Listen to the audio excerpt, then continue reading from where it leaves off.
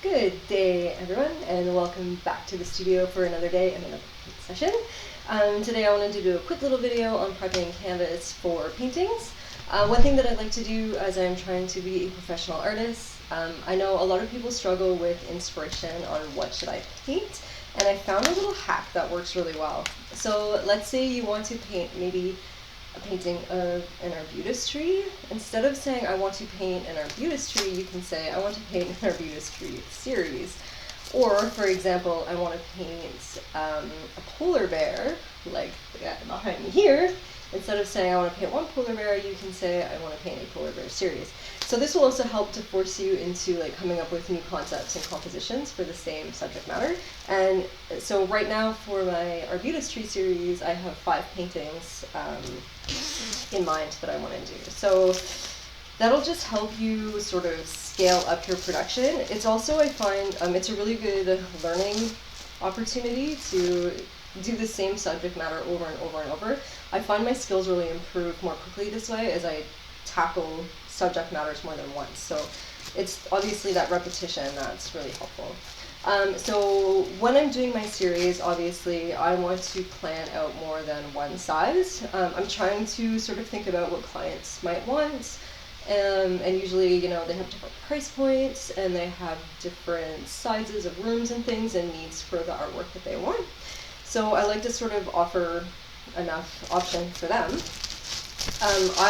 One of my personal favorite sizes is 24 by 36, which is this size, and I work at Dessert, the art store, and so I always get these canvases. They're the Milano Gallery canvases. They're amazing. I love them. They're pretty much ready straight out of the box. Sometimes though, like this is the Dessert brand Barcelona one, I also love these guys. It took me a while to get used to the beveled edge, but I've sort of gotten used to it. And you'll notice this is one of my 12 by 12s. These are ready out of the package, but sometimes they come, I don't know if you can see it here, so that I hold it in the light well enough. But there is like a little dent right here. So a couple ways to fix that. These always come with these little weird things in the back. So one thing that you can do to help increase the tension is just to take these little guys out. Let's see, and there are little slots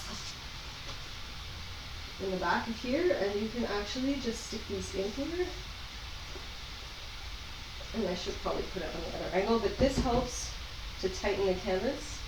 Because what happens is these kind of get dented in transport and stuff like that, so this will already help to increase the tension, just sliding it into the little slot here. I'll do 4 of those. But then when we gesso it, it will also get out any wrinkles or dents or little imperfections in the canvas. Let's see if I put one more in here. Drop this in here, because this one got kind of loose. See, already the sound changed, already tighter, but I still have this dent. So I am going to do 2 12 by 12. I always like to, so these are all the same brand of canvas for the smaller ones, and I like to do that to keep them consistent. It looks really weird if you're doing a series and you have a canvas by one manufacturer and another with different profiles and things. They don't really match, so it looks kind of weird. The only difference is I'm using different ones for the large ones because they're so much larger and they're thicker. They're going to set apart from these anyways. And then those 2 canvases match though. So the big ones match and then the small ones match. So one thing that I like to do, and this is whether I'm working in acrylic or oil as my final painting, I like to go and take a gesso. This was a clear gesso one that I had used up. Clear gesso, I like to use it sometimes on the back if I'm painting or my paintings are stored for a long time and they get kind of loose for whatever reason, or it's already painted and it gets a dent. It's a nightmare, but it's fixable with some clear gesso, and I just put a bit of water and clear gesso on the back of the canvas, and it just helps to tighten it back up and you don't see it. I had done it a few times with white gesso and you can see it and it looks really messy and it's awful, so clear gesso. The other thing that you can use clear gesso for is if you want the natural look of the canvas coming through. So if you buy raw canvas, or maybe you have a wood panel and you want that warmth and that grain and that color and texture to show through your brush strokes, you can use a clear gesso. This one though, I took regular white gesso, and I believe it was the Liquitex brand, and then I mixed some just acrylic paint in it. So I have some quinacridone magenta, pyrrole orange, and a little bit of yellow, just to give like a custom color. And the reason that I do this, if I'm either in oil or acrylic, it creates a harmonious color over the surface. For example, in this one, there is sort of an overall pinkish glow, and if you look at the side, I kind of missed some gaps. Where I was painting still, you can see the color. Here's some there. You can see the color. I go all the way around with that gesso color, and it gives me a nice glow. It gives me a nice uniform glow on my canvases. The other thing that it does, actually more in acrylic, or oil than acrylic, canvases and gessos can be a bit absorbent, and I find when I'm putting oil onto a gesso canvas, the colors kind of absorb and they don't really sit how I want them to. So by adding a little bit of acrylic paint in there, you're sort of adding a plastic to the gesso for the top coats, and it sort of makes the surface a little bit less absorbent. So I'm finding it easier to go over with my oil paint when I gesso this way. And then it just gives that color, and then if you miss little marks in your brush strokes, you see that pink coming through. It doesn't look unfinished and unpainted because there is a color associated that already works with your palette. So I would suggest experimenting with different colors. Because I'm painting sunsets, I want an overall pinkish, warmish glow. So that's why I'm doing this color. But in the polar bear, because it's an icy, cool scene, I want that cool color coming through all of my warmth. So I think about what I want the overall tone to be of the painting, and I choose that as my color. So basically, I use my gesso, and I totally put my brush down somewhere. There we go. Nice big fat brush. You can go even bigger than this. I just kind of like these ones. And water.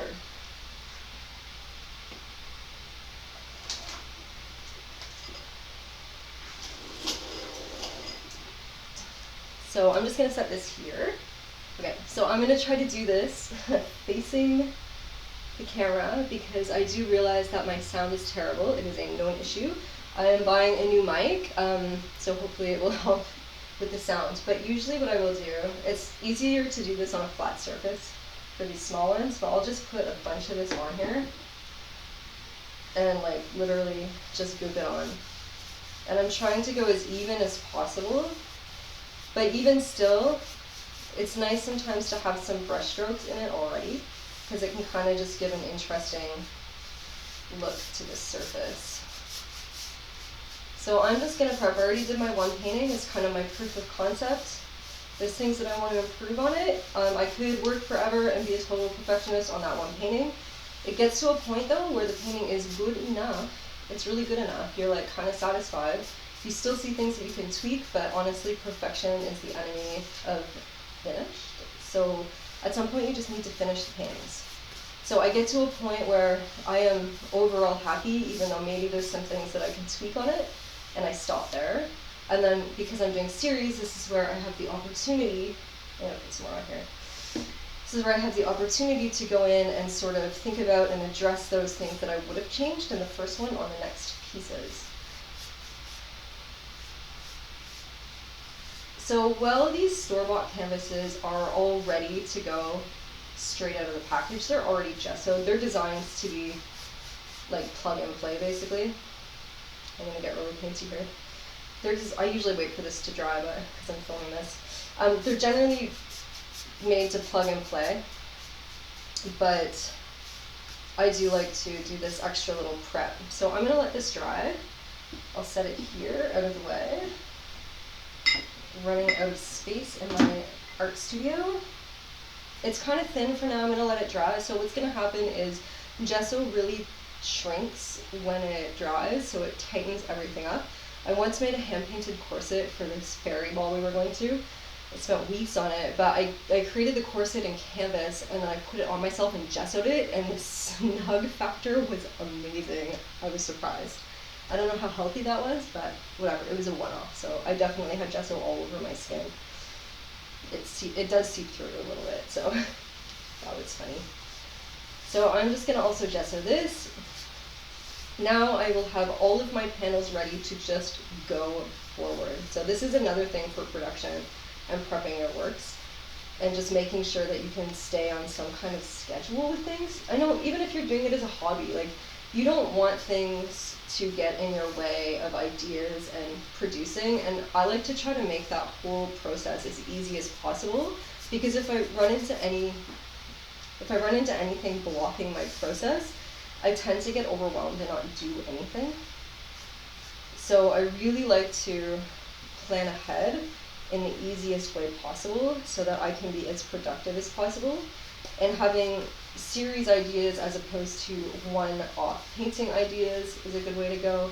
And then having your pieces already prepped and set aside is also already. And I will do another video where I draw my trees out onto these canvases so that you guys can follow along with how I do that.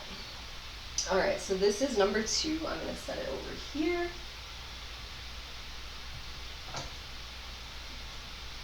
Okay, so the big guy, I'm just going to set it up here. In these cases, when it's awkward like this, I usually just put some on my brush very carefully. Oops. You do drip. It's good to have a drop sheet. The reason why I was actually going to set my other painting down under this, but I knew that I was probably going to drip on it and that would have been super bad, so I hung it back up. Sorry, I will face this way. I hope that you guys can hear me. Talking extra loud just in case. I cannot wait for my new microphone. It's going to make a world of difference. Whoops. I'm setting it up like this right now just so that I can get straight to the edge.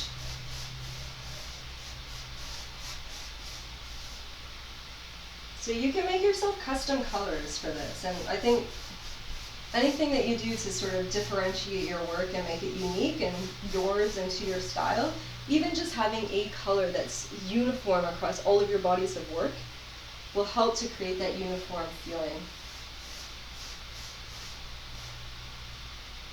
It's dangerous. There we go. This is why normally to do this I lie it down flat, but I just want you guys to be able to see this.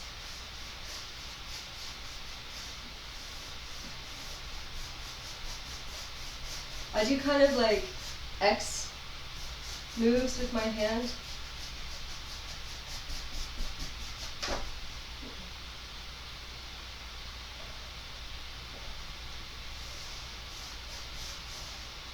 This one, I'll do the sides, but then I'm going to set this one on the floor and not do the floor part of it yet. And then I'll do the big one and let this dry and then flip it. Another thing that I always think about, and it's like one of these picky details, there is always a fold on canvases. Sometimes they manage to do it right at the corner, but sometimes you can see them on the sides or the top. I always put those fold overs to the top or the bottom so that if people are looking at the painting from the side, they don't see those if it's not framed. And I always paint around my edges so that clients don't have to frame it. It's not a necessity. They can do it if they want to, but they don't have to.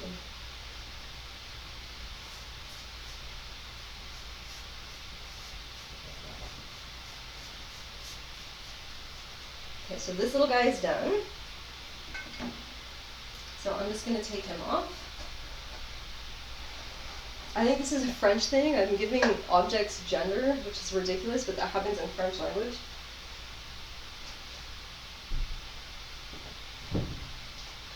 And I am not a native French speaker, but I am fully bilingual, except for because I learned as an adult, I still do mess up the genders. But it's kind of worked its way into my English, which is really weird.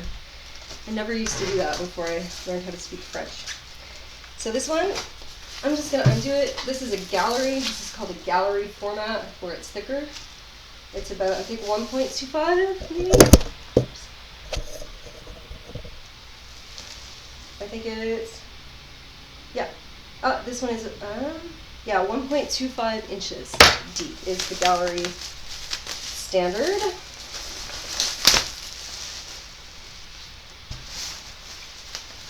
I'm going to take this one out of the package.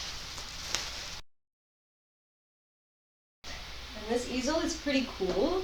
because it has a thing that you can pull it and adjust the height.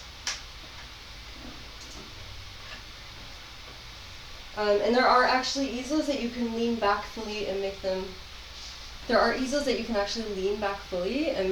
into like a table. So that would be really handy for this. I'm borrowing this from my lovely sister. She was generous enough to lend it to me. I was using a French style easel before. But I think at some point I'm going to get myself an easel that's very similar to this, but that also flips back and lies down as a table. I'm going to move it back a little bit, actually.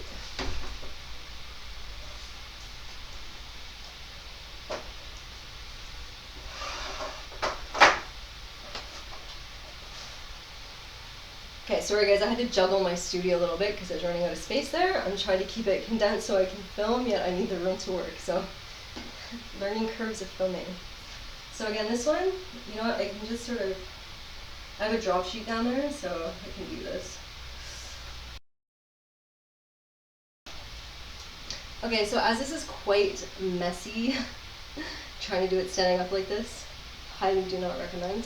I'm just going to tilt my canvas down and finish it in the position that I would normally work in, just so you can see it, but I might be a little bit off screen. Normally I would set this on a table and then just do this. And as you can see, you get way more control. You can go a lot thicker. Way better coverage, so much better.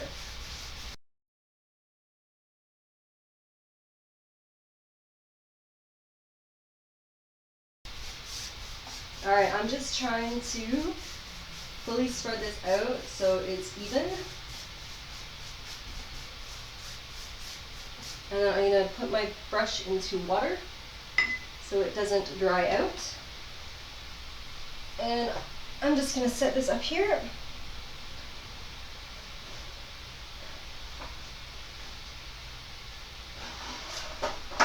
And okay, at this point, I wait for everything to dry. I'm completely covered in paint. Do this on a table, it's a lot easier. Put a drop cloth because gesso can be quite runny and messy. I let this dry fully. This is almost done. I still have a bit of denting over here, but I will add another coat and I'm pretty sure that will sink, or it'll tighten up. And if not, I can always go and add some gesso to the back, that clear gesso. Give me a nice tight canvas. Normally you can get those kinks out pretty easily, so I'm not too worried. And then yeah, so I've got two 12 by 12, my 24 by 36, and my 16 by 20 ready to go. So I've got 2 large canvases, 1 medium-sized canvas, and 2 small canvases as part of my series. So I hope you enjoyed this. So I hope you enjoyed this video and you got something out of it.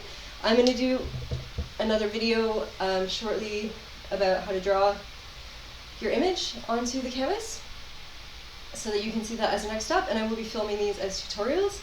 I have been doing these in oils.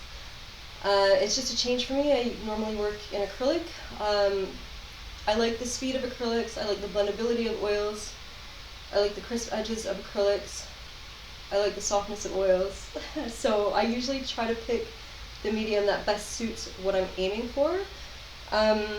There are some paintings that I will be doing acrylic first and then oil on top. For these ones I'm using water-soluble oils, however, they're actually just regular oils and I'm mixing a medium in to make them water-soluble, so I really feel like I get the best of both worlds with my water cleanup and thinning. I don't need the toxic chemicals. And it kind of feels then like acrylic with that no-nonsense mess, but I get all the power of oil, so it's kind of a fun workaround. So stay tuned for updates, and I will finish this process with you guys for these paintings, and I cannot wait to share. So thanks for watching. Don't forget to like and subscribe if you like my content. I hate saying that, but I have to. So I'll see you guys next time in the studio for another day and another paint session. Bye.